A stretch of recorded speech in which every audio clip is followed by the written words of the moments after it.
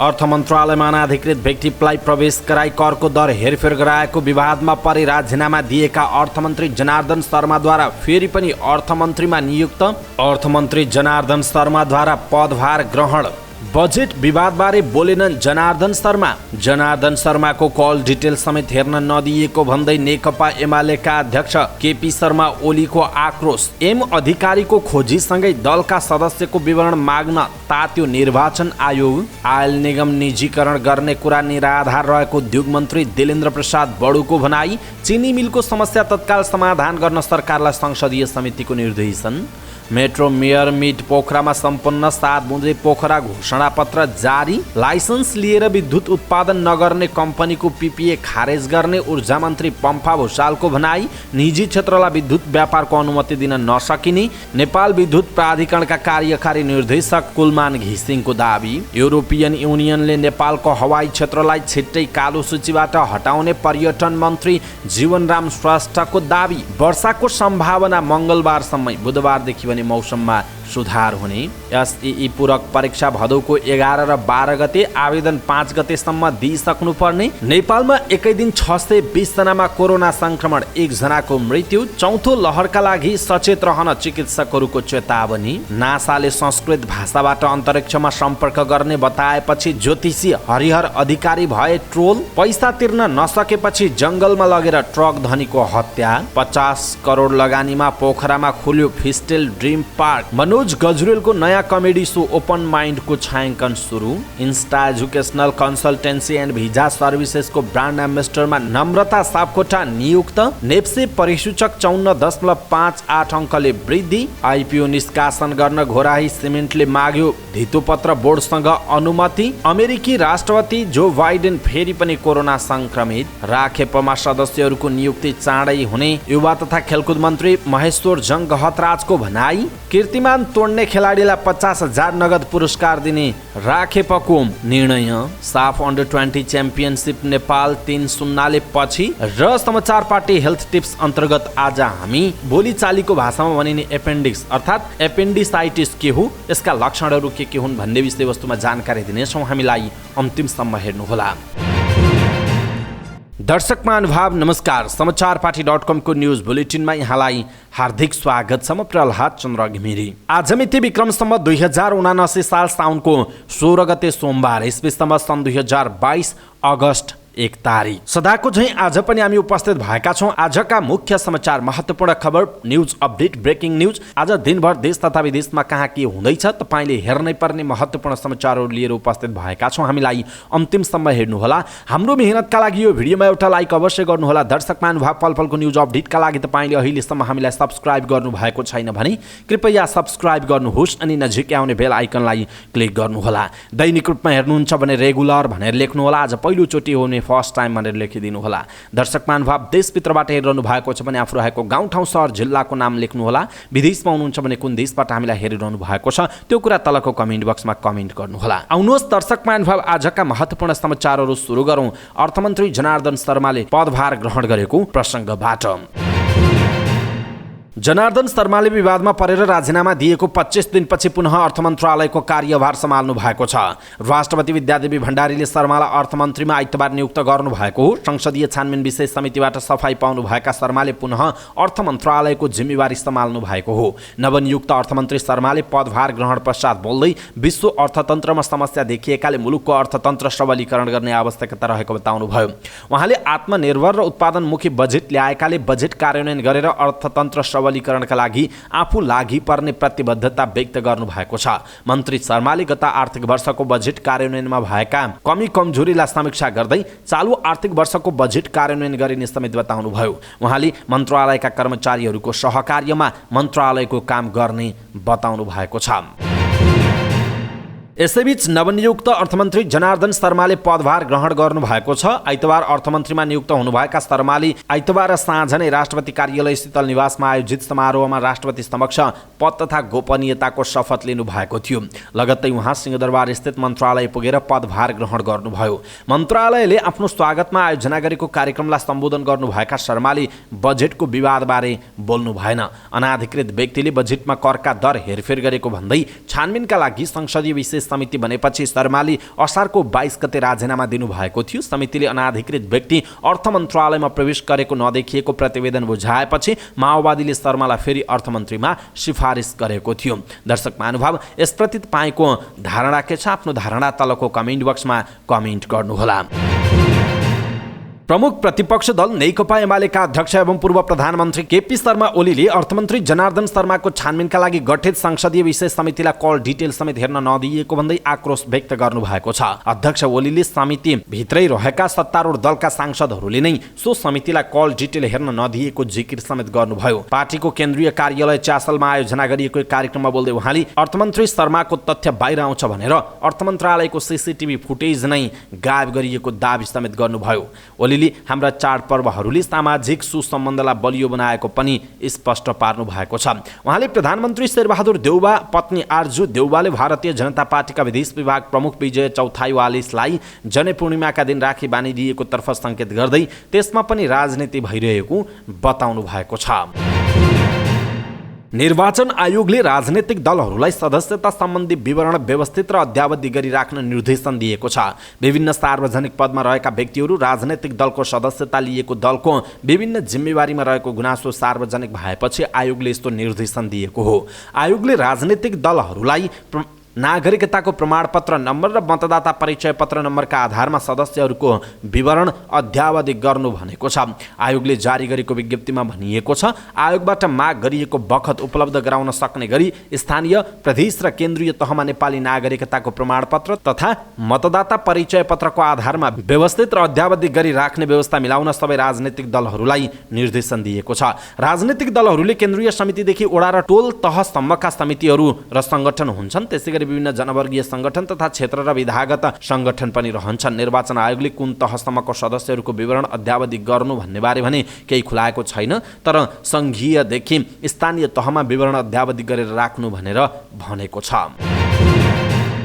उद्योग वाणिज्य तथा आपूर्ति मन्त्री दिलेन्द्र प्रसाद बडुले नेपाल आयल निगमलाई निजीकरण गर्ने पक्षमा आफू नरहेको स्पष्ट पार्नु भएको छ। अरबौंको कमिसन लिएर निगमलाई निजीकरण गर्न लागि भन्ने चर्चा भइरहेका बेला मन्त्री बडुले आफू त्यसको पक्षमा नरहेको स्पष्टीकरण दिनुभएको हो।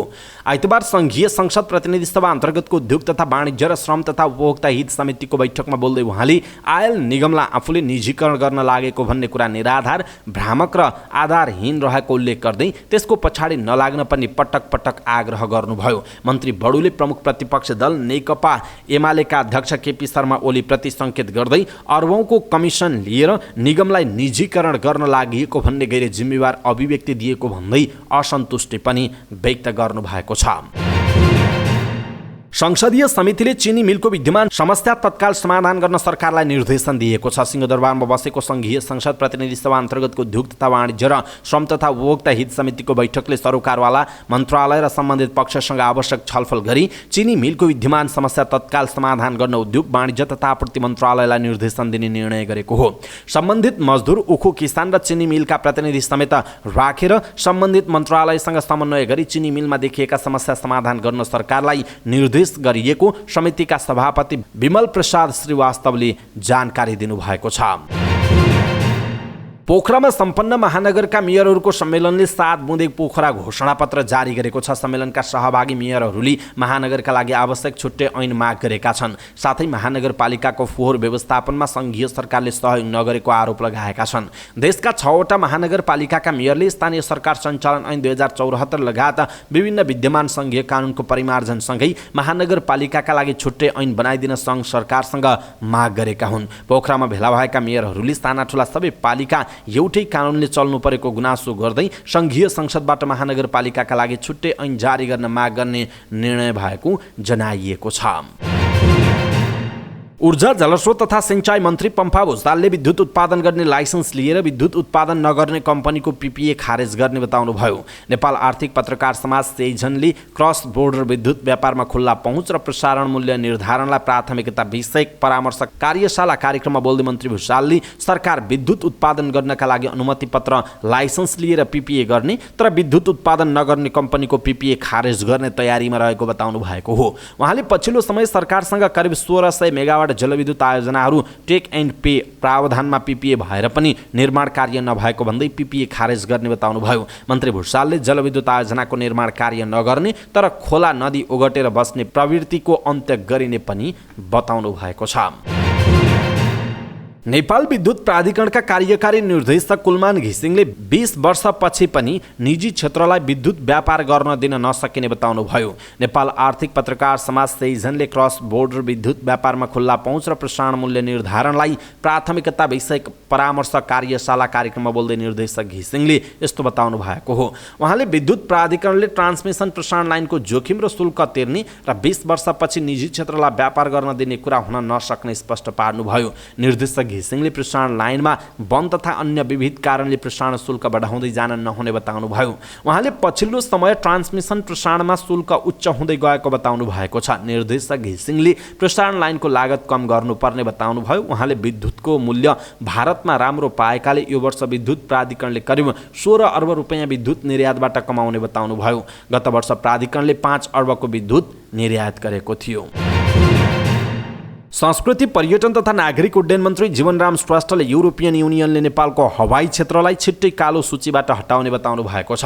नेपाल नागरिक उड्डयन प्राधिकरणले आयोजना गरेको आर्थिक वर्ष 2079-80 को बजेट तथा कार्यक्रम सम्बन्धी पत्रकार भेटघाट कार्यक्रममा बोल्दै मन्त्री श्रेष्ठले छिट्टै नेपाललाई युरोपियन युनियनले कालो सूचीबाट हटाउने बताउनु भएको हो। उहाँले आइकाओले गरेको अडिट अनुसार नेपालको हवाई क्षेत्र राम्रो रहेको बताउनुभयो। उहाँले सम्बन्धित पक्षले नेपाल नागरिक उड्डयन प्राधिकरणलाई पत्राचार गरेर अनसाइट अडिट पठाउँछौँ भनिसकेको उल्लेख गर्दै त्यसपछि नेपाल कालो सूचीबाट हट्ने बताउनु भएको हो।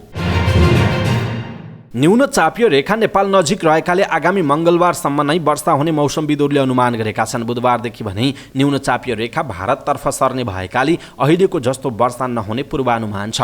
जल तथा मौसम विज्ञान विभागको मौसम पूर्वानुमान महाशाखाका मौसमविद सञ्जीव अधिकारीका अनुसार पानी पार्ने न्यून चापियो रेखा अहिले सामान्य स्थानभन्दा उत्तरतिर सरेकाले पानी पर्ने क्रम जारी छ। देशका धेरै स्थानहरूमा हल्कादेखि मध्यम खालको वर्षा भएको र आइतबार रातभर पानी परेको बताइएको छ। प्रदेश 1 मधेस बागमती गण्डकी र लुम्बिनी प्रदेशका थोरै स्थानहरूमा भारी वर्षाको समेत सम्भावना रहेको बताइएको छ। न्यून चापियो रेखाको सामान्य अवस्थिति पश्चिममा भारतको गङ्गानगर र पूर्वमा हेड अफ वे बङ्गाल कोलकाता नजिक रहेको बताइएको छ। यो न्यून चापियो रेखा सामान्य अवस्थाभन्दा भारततिर सर्यो भने भारततिर बढी वर्षा हुने र नेपालतिर सर्यो भने नेपालमा बढी वर्षा हुने बताइन्छ। माध्यमिक शिक्षा परीक्षा एसईई को ग्रेड वृद्धि पूरक परीक्षाका लागि आवेदन खुल्ला भएको छ। 2078 सालको परीक्षामा सहभागी भई ग्रेड वृद्धिका लागि परीक्षा दिन चाहने विद्यार्थीले भदौको 5 गतेसम्म आवेदन दिनुपर्ने परीक्षा नियन्त्रण कार्यालयले जनाएको छ। विद्यार्थी बढीमा 2 विषयमा मात्र पूरक परीक्षा दिन पाउने व्यवस्था छ। परीक्षामा सहभागी हुने विद्यार्थीले तोकिएको 500 राजस्व तिरी सम्बन्धित विद्यालयमा फारम भर्न सक्नेछन्। परीक्षा भदौको 11 र 12 गतेका लागि तय भएको छ। पहिलो दिन अनिवार्य अङ्ग्रेजी र एउटा मात्रै विषयको परीक्षा दिनेहरूका लागि परीक्षा हुनेछ। साथै 2 विषयको परीक्षा दिनेहरूले सानो कोड भएको विषयको परीक्षा 11 गते नै दिनुपर्नेछ। 12 गते 2 विषयका लागि फारम भरेका विद्यार्थीको ठुलो कोड भएको विषयको परीक्षा हुने परीक्षा नियन्त्रण कार्यालयले जनाएको छ।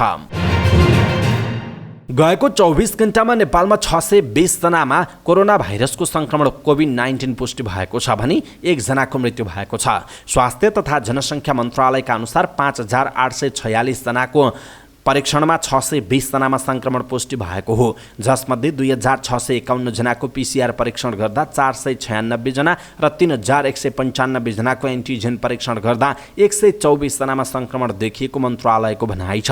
यो सँगै कोरोना भाइरसका सक्रिय संक्रमितको संख्या 4567 पुगेको छ। पछिल्लो 24 घण्टामा 297 जना संक्रमण मुक्त भएका छन्। जसमध्ये 4424 जना होम आइसोलेसनमा रहेका छन् भने 143 जना संस्थागत आइसोलेसन र 33 जना आइसियुमा छन्। यस्तै 5 जनाको भेन्टिलेटरमा राखेर उपचार भइरहेको मन्त्रालयले जनाएको छ। आइतबार थपिएका सँगै नेपालमा कोरोना संक्रमितको कुल संख्या 11,29,229 पुगेको जनाइएको छ। कलाकार आफ्ना अभिव्यक्तिका कारणले बेला बेलामा ट्रोलको शिकार बन्ने गर्दछन्। आफूले थाहा नपाएको र तथ्य पुष्टि नभएको कुरामा बोल्दा उनीहरू विवादित भइरहेका हुन्छन्।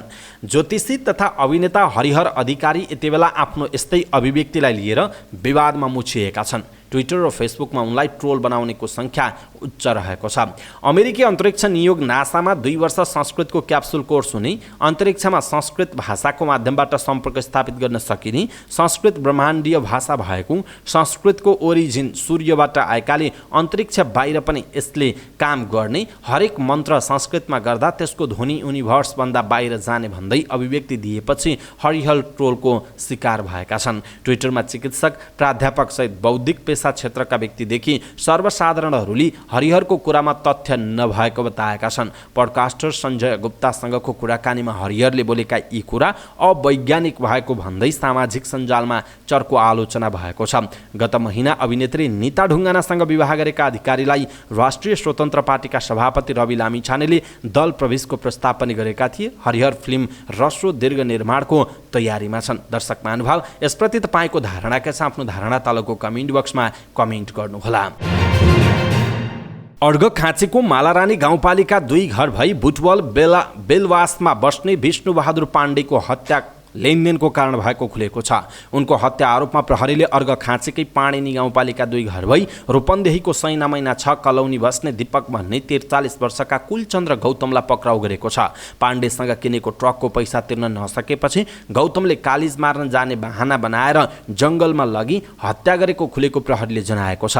प्रहरीका अनुसार पाण्डेको लु 1ख7781 नम्बरको ट्रक गौतमले पछि रकम तिर्ने शर्तमा किनेका थिए। उक्त रकम दिने भन्दै गौतमले पाण्डेलाई साउनको 9 गते बुटवलबाट अर्घखाँचीको पाणिनी पुर्याएका थिए। तर घरमा पुगेपछि परिवारले रकम नभएको बताएपछि कुलचन्द्रले योजनाबद्ध रूपमा हत्याको योजना बनाएको जिल्ला प्रहरी कार्यालय रूपन्देहीका डीएसपी ठगबहादुर केसीले बताउनुभयो। साउनको 10 गते गौतमले पाण्डेलाई कालिज मार्न जाउँ भनी पाणिनी गाउँपालिका 2 डाँडा कटेरी स्थित सिद्ध सामुदायिक वनको जङ्गलमा पुर्याएका थिए। त्यहाँ पाण्डेलाई फलामको रडले पछाडिबाट टाउकोमा प्रहार गरी भिरबाट खसालेर हत्या गरेको अनुसन्धानबाट खुलेको केसीले बताउनु भएको छ। पोखरामा अन्तर्राष्ट्रिय स्तरको वाटर पार्क सञ्चालनमा आएको छ। 50 करोड लगानीमा निर्माण भएको अत्याधुनिक फिस्टल ड्रिम पार्क सञ्चालनमा आएको हो। फिस्टल ड्रिम पार्कलाई पोखराकै मनोरञ्जन केन्द्रका रूपमा स्थापित गराउने उद्देश्यले निर्माण गरिएको सञ्चालक भरत गौतमले बताउनुभयो। पोखरामा यो स्तरको पार्क पहिलो पटक बनेको हो। उहाँले भन्नुभयो, व्यक्ति वा परिवार आएर पुरै दिन बिताएर रमाइलो गर्न सक्ने इभेन्ट्स हामीसँग उपलब्ध छन्। Indoor game, dry park, wet park, sofa slide, lazy river, free fall, tornado bubble, wave pool, rail लगायतका करिब 25 थरीका गतिविधिमा रमाउन सकिने गौतमले बताउनुभयो। पार्कको प्रवेश शुल्क 200 रुपियाँ रहेको छ, जसमा बालबालिकाका लागि 50% छुटको व्यवस्था रहेको छ। यस्तै वाटर पार्कको प्याकेज 1200 र ड्राई पार्क प्याकेज 450 रुपियाँमा उपलब्ध छन्। प्रवेशपछि सीमित खेल खेल्न चाहनेका लागि प्रति खेलको 250 देखि 300 रुपियाँसम्म लाग्ने जनाइएको छ। हास्य कलाकार मनोज गजरेलको नयाँ टेलिभिजन रियालिटी सो ओपन माइन्डको छायाङ्कन सुरु भएको छ। यो कमेडी रियालिटी सोको निर्देशकमा जनक पौडेल छन्। कमेडी च्याम्पियन सफल भएपछि गजरेल हास्य विधाकै रियालिटी सोमा फर्कन लागेका हुन्, तर यसको बनावट भिन्न रहेको बताइएको छ। टक सो स्टाइलमा हुन लागेको यो सोमा गजरेल सहित नयाँ छिमलका कमेडी कलाकार समेत प्रस्तुत होने बताइएको छ। 20 भाग निर्माण गर्ने योजनासहित छायाङ्कन सुरु भएको छ। कमेडी विधाकै भए पनि यो टक सो शैलीमा हुन लागेको छ, गजरेलले भनेका छन्। दशैं अघि प्रसारण गर्ने लक्ष्य राखिएको यो सो कुन टिभीमा आउँछ भन्ने विषय निदो नभएको उल्लेख छ। Insta educational consultancy and visa सर्भिसेसको ब्रान्ड एम्बेसडरमा नायिका तथा मोडेल नम्रता सापकोटा नियुक्त भएका छन्। आइतबारे कार्यक्रमका बीच विदेशमा अध्ययन गर्न चाहने विद्यार्थीहरूलाई लक्षित गर्दै सञ्चालनमा आएको कन्सल्टेन्सी र नायिका नम्रता बीच सम्झौता पत्र आदान प्रदान भएको हो। उनी ब्रान्ड एम्बेसडरमा नियुक्त हुनु अघि कन्सल्टेन्सीको नेपाल कार्यालय उद्घाटन गरिएको थियो। ब्रान्ड एम्बेसडरमा नियुक्त भएपछि नम्रताले आफूमाथि थप जिम्मेवारी थपिएको बताएकी छिन्। उनले आफूले बोल्दा कसैको जीवनसँग सम्बन्धित हुने भएकाले राम्ररी बुझेर सोचेर र सम्झिएर मात्र ब्रान्ड एम्बेसडर बन्ने निर्णय गरेको बताएकी छिन्। उनले उच्च शिक्षाका लागि विदेश जान परे कन्सल्टेन्सीमा आएर बुझ्न आग्रह पनि गरेकी छिन्। साताको पहिलो कारोबारको दिन आइतबार नेप्से परिसूचक उच्च अङ्कले वृद्धि भएको छ। नेप्से परिसूचक 54.58 अङ्क बढेर 2195.10 बिन्दुमा पुगेको छ। त्यस्तै सेन्सिटिभ इन्डेक्स 9.72 अङ्कले बढेको छ। कारोबारमा आएका 220 कम्पनीका 1,13,39,000 किता सेयर 4,60,59,71,000 रुपियाँ बराबरको खरिद बिक्री भएको छ। आइतबारको कारोबारमा नेप्सेसँगै कारोबार रकम पनि बढेको हो। नेप्सेका 13 उपसमूह 12 उपसमूहको परिसूचक बढेको छ भने फाइनेन्स उपसमूहको परिसूचकमा गिरावट आएको छ, जसमा जीवन बिमा र निर्जीवन बिमा उपसमूहको परिसूचक 4% भन्दा बढी बढेको छ। लगानी उपसमूह 4.76% बढेको छ। अन्य र व्यापार उपसमूहको परिसूचक 3% भन्दा बढी बढेको छ। आइतबार Nepal insurance, Neco insurance, IME general insurance र NLG insurance, united Idi Mardi, Swabhiman Laghubitta, United insurance र नेपाल लाइफ इन्सुरेन्सको सेयर मूल्य सकारात्मक सर्किट लेभलमा कारोबार भएको छ। तर यता नेसनल हाइड्रो पावर र मल्टिपर्पज फाइनेन्सको सेयर मूल्य 3% भन्दा बढीले घटेको छ। कारोबार रकमका आधारमा 21 करोड 34 लाख किता सेयर खरिद बिक्री गरेर शिवम सिमेन्ट्स शीर्ष स्थानमा रहेको जनाइएको छ।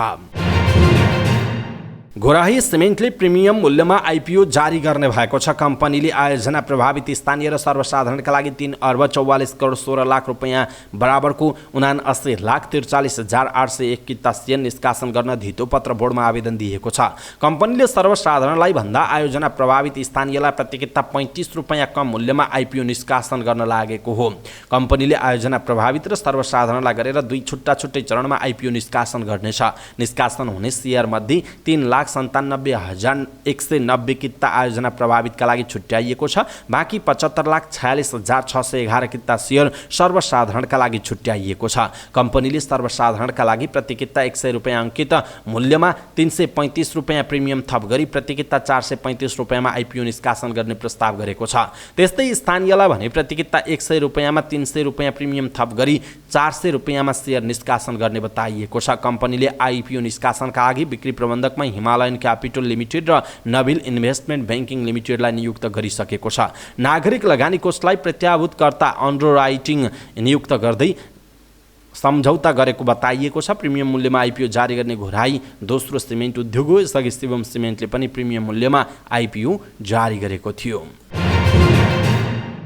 अब अन्तर्राष्ट्रिय समाचार। अमेरिकी राष्ट्रपति जो बाइडेन पुनः कोरोना संक्रमित भएका छन्। उनका डाक्टरहरूले यसलाई रिबाउन्ड इन्फेक्सन भनेका छन्। राष्ट्रपति बाइडेनमा सबैभन्दा पहिला जुलाई 21 मा कोरोनाबाट संक्रमण पुष्टि भएको थियो। उनमा कोरोना संक्रमणका सामान्य लक्षणहरू थिए। त्यसपछि गत मङ्गलबारदेखि शुक्रबारसम्म 4 पटक गरिएका परीक्षणमा उनको रिपोर्ट नेगेटिभ आएको थियो। तर अहिले फेरि बाइडेनमा कोरोना संक्रमण देखिएको बीबीसीले जनाएको छ। उनले आफूमा कोरोना संक्रमणका कुनै लक्षण नदेखिए पनि आफू आइसोलेसनमा रहेको बताएका छन्। बाइडेनका डाक्टरहरूले उनलाई उपचारको आवश्यकता अहिलेसम्म नदेखिएको तर नजिकबाट निगरानीमा राखिएको बताएका छन्।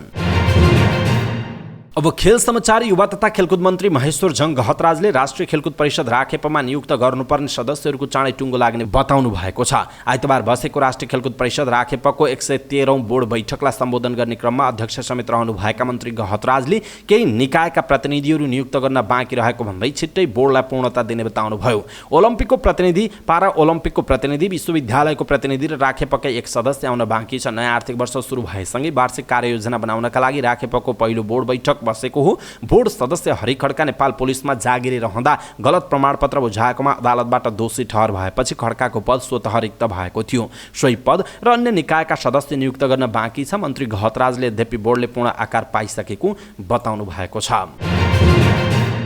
गण्डकी प्रदेशमा आयोजना हुने 9औं राष्ट्रिय खेलकुद प्रतियोगितामा राष्ट्रिय कीर्तिमान बनाउने खेलाडीले 50,000 रुपैयाँ पुरस्कार पाउने भएका छन्। युवा तथा खेलकुद मन्त्री महेश्वर जङ गहतराजको अध्यक्षतामा बसेको खेलकुद राखेपको 113औं बैठकले राष्ट्रिय कीर्तिमान बनाउने खेलाडीलाई 50,000 रुपैयाँ पुरस्कार दिने निर्णय गरेको छ। पोखरामा असोजको 28 गतेदेखि कार्तिक 3 गतेसम्म हुने खेलकुदमा सो पुरस्कार दिने राखेपका सदस्य सचिव टङ्कलाल घिसिङले बताउनु भएको छ। बैठकले प्रतियोगिताको एकल प्रतिस्पर्धामा स्वर्ण पदक विजेता खेलाडीलाई नगद 25,000, टिम इभेन्टमा स्वर्ण विजेतालाई 15,000 रुपैयाँ पुरस्कार दिने निर्णय पनि गरेको छ। साफ अन्डर 20 च्याम्पियनसिप अन्तर्गत आफ्नो तेस्रो खेलमा नेपाल भारत विरुद्ध 3-0 पछि परेको छ। भुवनेश्वरको कालिङ्गा स्टेडियममा भएको खेलमा घरेलु टोली भारतसँग पहिलो हाफमा 1 गोलले पछि परेको नेपालले दोस्रो हाफमा लगालग गोल खाएको हो। 50औं र 52औं मिनेटमा पार्थिव सुन्दर गोगोईले गोल गरेका थिए। यसअघि 32औं मिनेटमा टाइसन सिंह लबिटोङबामले गरेका थिए। यसअघि नेपालले मालदिभ्सलाई 4-0 र श्रीलङ्कालाई 3-0 पराजित गरेको थियो। पहिलो खेलमै बङ्गलादेशसँग 2-1 पराजित भएको भारतले दोस्रो खेलमा श्रीलङ्कालाई 4-0 हराएर पहिलो जित निकालेको थियो। समाचार पार्टी न्युज बुलेटिनमा पालो भएको छ समाचार पार्टी हेल्थ टिप्स। आजको समाचार पार्टी हेल्थ टिप्समा हामीले एपेन्डिसाइटिस के हो र यसका लक्षण कस्ता हुन्छन् भन्ने विषयवस्तुमा जानकारी दिनेछौँ। हामीलाई अन्तिमसम्म हेर्नुहोला। पछिल्लो समय मानिसहरूको स्वास्थ्यमा विभिन्न खालका समस्या देखा पर्न थालेको छ। खानपान अनि बढ्दो प्रदूषणका कारण मानिसहरूको स्वास्थ्यमा विकराल समस्याहरू चुनौतीको रूपमा देखिन थालेका छन्। यसै विषयमा आज हामी एपेन्डिसाइटिसको बारेमा चर्चा गर्न गइरहेका छौँ। के हो एपेन्डिसाइटिस र यसका लक्षणहरू के हुन् त्यसको बारेमा हामी कुराकानी गर्नेछौँ। यो एक गम्भीर प्रकारको रूपमा देखा परेको छ र एपेन्डिसाइटिसले मानिसको ज्यान पनि लिन सक्छ। यस्तो रोगको सम्भावना हुने बित्तिकै अपरेसनको तयारी गर्न चिकित्सकहरूको सल्लाह हुन्छ। त्यसो त एपेन्डिसाइटिस भनेको के हो? ठुलो आन्द्रासँग गाँसिएर बसेको एक सानो अङ्गलाई एपेन्डिक्स भनिन्छ। एपेन्डिक्समा ब्याक्टेरिया सङ्क्रमण या कुनै अवरोध भयो भने सुन्निने पिप भरिने हुन्छ। समयमै यसको उपचार गरिएन भने यो फुट्ने र यसभित्र रहेको फोहोर आन्द्रा पेटभित्रै पोखिने सम्भावना हुन्छ। यसले एपेन्डिसाइटिस भएको बिरामीको 24 घण्टाभित्र उपचार आवश्यक हुन्छ। एपेन्डिक्स फुट्नु अगावै यसको अपरेसन गरेर फालिएन भने बिरामीको मृत्यु समेत हुन सक्ने चिकित्सकहरू बताउँछन्। एपेन्डिसाइटिस आकस्मिक रूपमा देखा पर्ने रोग हो। यो रोगले कुनै पनि बेला मानिसलाई च्याप्न सक्छ। यो बिरामीका लागि एक आपतकालीन अवस्था हो। समयमै रोग ठम्म्याउन सकिएन र तुरुन्त उपचार सुरु गरिएन भने यसले मानिसको ज्यान पनि लिन सक्दछ। त्यसो त यसका लक्षणहरू के हुन् त? एपेन्डिसाइटिसमा पेट दुख्नु सबैभन्दा प्रमुख लक्षण हो। यदि पेटको दाहिने भागमा दुख्छ भने त्यो एपेन्डिसाइटिसको सम्भावना हुनसक्छ। यस्तो दुखाइ एपेन्डिक्सको अतिरिक्त दबावको कारण हुनसक्छ। सुरुमा यस्तो दुखाइ नाइटोको छेउमा हुनसक्छ। दबाव बढ्दै गएपछि यो दुखाइ नाइटोबाट हटेर पेटको दाहिनेतर्फ पुग्छ जहाँ एपेन्डिक्स हुन्छ। अर्को हो भोक नलाग्नु। भोक नलाग्नु पनि एपेन्डिसाइटिसको लक्षण हो। सुरुवाती अवस्थामा भोक नलाग्नु र खानामा अरुचि हुनु, वाकवाकी लाग्नु एपेन्डिसाइटिसको लक्षण हुनसक्छ। यसका साथै कब्जियतको शिकार पनि हुन सकिन्छ। त्यसैले पेट दुखाइसँगै भोक पनि लागेन, वाकवाकी लाग्छ भने चिकित्सक कहाँ पुग्नुपर्छ। र अर्को हो ज्वरो आउने। एपेन्डिसाइटिसको रोगमा हल्का ज्वरो आउँछ। सामान्यतया यो ज्वरो लगभग 100 फरेनहाइट हुनेछ। यदि ज्वरोका साथै कम्पन पनि आयो भने ढिला नगरी चिकित्सकलाई भेट्नु पर्दछ। आज हामीले एपेन्डिसाइटिस के हो र यसका लक्षणहरू के हुन् भन्ने विषयवस्तुमा जानकारी दियौँ। तपाईँलाई कस्तो लाग्यो आफ्नो धारणा तलको कमेन्ट बक्समा कमेन्ट गर्नुहोला। सबै नेपालीहरू माझ पुर्याउनका लागि यो भिडियोलाई सक्दो सेयर गर्न नबिर्सिनुहोला। अवस्था दर्शक महानुभाव, आजका महत्त्वपूर्ण समाचार ब्रेकिङ न्युज अपडेटहरू यति नै। हामीले प्रस्तुत गरेका यी समाचारहरूप्रति तपाईँको धारणा के छ? आफ्नो धारणा तलको कमेन्ट बक्समा कमेन्ट गर्नुहोला। हाम्रो मेहनतका लागि यो भिडियोमा एउटा सानो लाइक अवश्य गर्नुहोला। दर्शक महानुभाव, पलपलको न्युज अपडेटका लागि तपाईँले अहिलेसम्म हामीलाई सब्सक्राइब गर्नुभएको छैन भने कृपया सब्सक्राइब गर्नुहोस् अनि नजिकै आउने बेल आइकनलाई क्लिक गर्नुहोला। पलपलको न्युज अपडेटका साथ फेरि हाम्रो भेट हुनेछ। तपाईँ समाचार पार्टी हेर्दै गर्नुहोस्। नमस्कार।